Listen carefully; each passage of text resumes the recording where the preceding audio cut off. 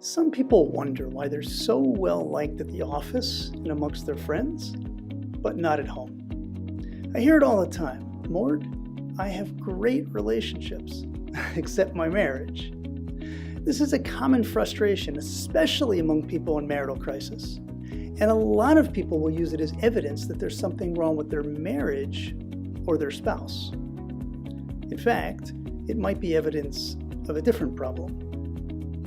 Someone once described to me their experience meeting Bill Clinton years before he became president. They said that when he walked into the room, everything changed.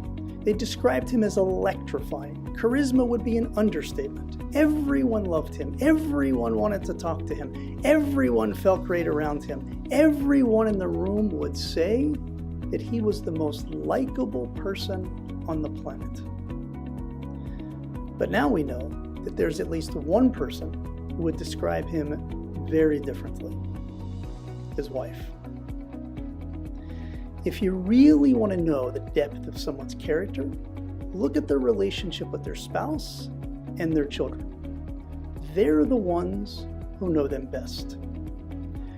Great people have layers of greatness, and the closer your relationship, the more you appreciate them. The opposite is true of lesser people.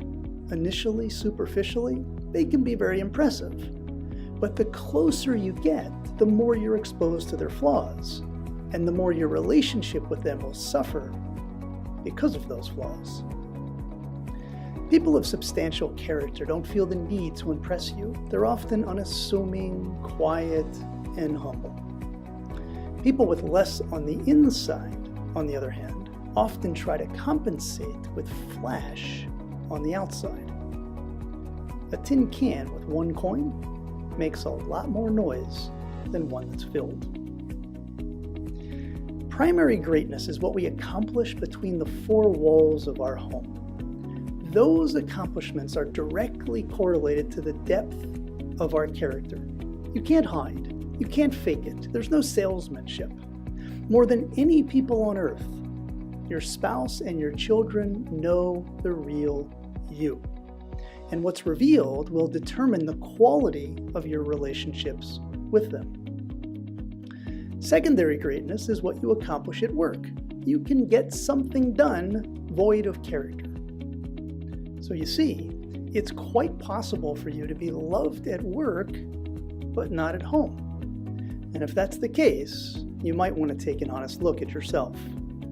Or, if that's the case with your spouse, I suggest you learn how to get them to take an honest look at themselves.